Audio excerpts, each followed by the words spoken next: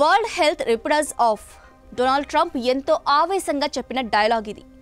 America 47వ అధ్యక్షుడిగా ప్రమాణ స్వీకారం చేసిన తరువాత ఆయన తీసుకున్న ఓ నిర్ణయం తీవ్ర చర్చకు దారితీసింది.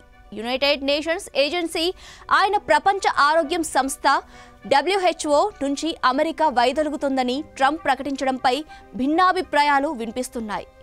వరల్డ్ హెల్త్ ఆర్గనైజేషన్ చైనా ఆధీనంలో పనిచేస్తుందని పాత పాటనే మళ్లీ పాడిన ట్రంప్ ఏకంగా ఆ సంస్థ నుంచి బయటకు వచ్చేయాలని నిర్ణయించుకోవడం సంచలనంగా మారింది. ఇంతకీ ట్రంప్ నిర్ణయంతో నెక్స్ట్ ఏం జరగనుంది? అసలు ట్రంప్ ఎందుకలా చేశారు? ఈ ప్రశ్నలకు సమాధానం కావాలంటే ముందు ఫ్లాష్ బ్యాక్కు వెళ్ళాలి. కరోనా నాటి రోజులను తవ్వి గుర్తు చేసుకోవాలి. ఇంతింతై వటుడింతై అన్నట్టు కరోనా ప్రపంచాన్ని పూర్తిగా కమ్మేసిన రోజులను తలుచుకుంటే ఇప్పటికీ గుండె బరువెక్కిపోతుంది. కరోనా బారిన పడి అయిన వారిని, ఆప్తులను కోల్పోయిన వారి బతుకులు ఇంకా చీకట్లోనే కాలం వెళ్లదీస్తున్నాయి. మెడికల్ సైన్స్ దూసుకుపోతున్న ఈ కాలంలోనూ ఓ వ్యాధి 70 లక్షల మందిని బలి తీసుకుంటుందని కరోనా ముందు వరకు ఎవ్వరూ ఊహించి ఉండరు. ఈ నిందంతా కేవలం వైరస్ పై వేసేసి చేతులు దులిపేసుకుంటే అది ముమ్మాటికి తప్పే అవుతుంది. ప్రపంచ వ్యాప్తంగా ఆరోగ్య సమస్యలను, వ్యాధులను పర్యవేక్షించే బాధ్యత గల వృత్తిలో ఉన్న WHO కరోనా విషయంలో వేసిన అంచనాలు పూర్తిగా తలకిందులయ్యాయి. అసలు కరోనాను పాండమిక్గా ప్రకటించడానికే WHO ఆలస్యం చేసింది. 2020 జనవరి చివరిలోనే కరోనా తీవ్రతపై డాక్టర్లు తీవ్ర హెచ్చరికలు చేసినా WHO మాత్రం మార్చి వరకు ఈ వైరస్ను మహమ్మారిగా ప్రకటించలేదు.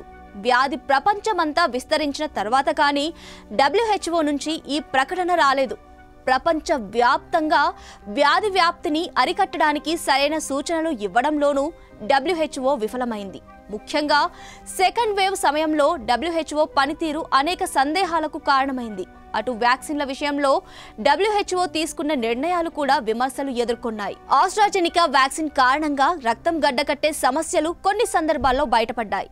అయినా ఏం టెస్ట్ చేశారో ఏమో తెలియదు కానీ WHO దీన్ని అత్యవసర వ్యాక్సిన్గా గుర్తించడం పట్ల డాక్టర్ల సైతం విమర్శలు గుప్పించిన పరిస్థితి కనిపించింది. ఇదంతా ట్రంప్ నిర్ణయానికి ఓ కారణంగా చెప్పవచ్చు. అయితే ప్రధాన కారణం మాత్రం ఇంకోటి ఉంది. WHO చైనాకు మద్దతుగా నడుచుకుందన్నది ట్రంప్ ప్రధాన వాదన. కరోనా ఎక్కడ పుట్టిందో, ఎప్పుడు పుట్టిందో ఇప్పటి వరకు స్పష్టమైన ఆధారాలు లేవు. మెడికల్ జర్నల్స్లో ప్రచురితమైన అధ్యయనాల ప్రకారం కరోనాను ముందుగా చైనాలోని వుహాన్లో గుర్తించారు. దీంతో ఈ వైరస్ చైనాలోనే పుట్టిందనే ప్రచారం జరిగింది. అక్కడ మాంసం మార్కెట్ నుంచి జంతువుల ద్వారా మనుషులకు సోకిందనే వాదన ఉంది. ఇందులో నిజాలు ఏంటో తేల్చాల్సిన బాధ్యత ఖచ్చితంగా వరల్డ్ హెల్త్ ఆర్గనైజేషన్ పై ఉంటుంది.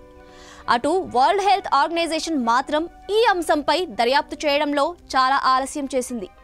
2019 డిసెంబర్లో వైరస్ వ్యాప్తి తీవ్రమైతే WHO సిబ్బంది చైనాలో పర్యటించింది మాత్రం 2021 జనవరిలో. అంటే 13 నెలల తర్వాత కానీ WHO బృందం చైనాలో అడుగే పెట్టలేదు. అటు వైరస్ మూలాలను గుర్తించేందుకు వచ్చిన WHO టీంకు చైనా పూర్తి స్థాయి సహకారం అందించలేదన్న ప్రచారం కూడా ఉంది. ఇదంతా చైనాను వ్యతిరేకించే దేశాలు ఎక్కువగా నమ్మే విషయాలు. ఇందులో ఏది నిజమో ఏది అబద్ధమో ఇప్పటికీ ఎవరికీ తెలియదు. కానీ ఒక్కటి మాత్రం ఇక్కడ స్పష్టమవుతుంది. కరోనా కట్టడిలో మాత్రం WHO వరల్డ్ హెల్త్ ఆర్గనైజేషన్ విఫలమైంది. ఇది గణాంకాలు చెబుతున్న నిజాలు. ఇప్పుడు ట్రంప్కు ఇవే కారణాలుగా కనిపిస్తున్నాయి. చైనా ద్వేషిగా ముద్రపడ్డ ట్రంప్ WHO నుంచి ఈ 4 ఏళ్లలో ఏదో ఒక రోజు బయటకు వస్తారన్నది అందరూ ఊహించిందే. కానీ ప్రెసిడెంట్ పగ్గాలు చేపట్టిన తొలి రోజే ఈ నిర్ణయం తీసుకుంటారని ఎవరూ అనుకోలేదు. ఇక ట్రంప్ తీసుకున్న నిర్ణయం అమల్లోకి రావడానికి ఏడాదైనా పడుతుంది. ఆ తర్వాత ఈ నిర్ణయ ప్రభావం చాలా గట్టిగానే ఉంటుంది. ఎందుకంటే WHOకి అమెరికా అతిపెద్ద దాత. 2022-2023 సంవత్సరంలో WHOకి అమెరికా ఏకంగా 10,622 కోట్ల రూపాయల నిధులు ఇచ్చింది. అటు ట్రంప్ నిర్ణయంతో అమెరికాకు గట్టి దెబ్బ తగలడం ఖాయమన్న విమర్శలు వినిపిస్తున్నాయి. అమెరికా ఆరోగ్య భద్రతను ట్రంప్ నిర్ణయం తీవ్రంగా ప్రభావితం చేస్తోందని డాక్టర్లు అభిప్రాయపడుతున్నారు.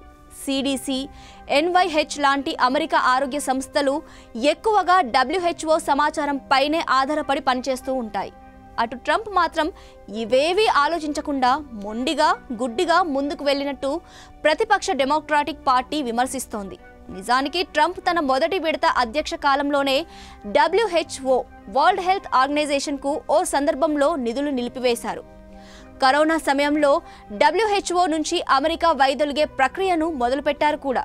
కానీ బైడెన్ అధ్యక్షుడిగా బాధ్యతలు చేపట్టిన తర్వాత వెంటనే ఈ నిర్ణయాన్ని వెనక్కి తీసుకున్నారు. ఇప్పుడు మళ్ళీ ట్రంప్ రావడంతో పాతపాటే మళ్ళీ మొదలైంది. అదే చైనా, అదే WHO, అదే ట్రంప్.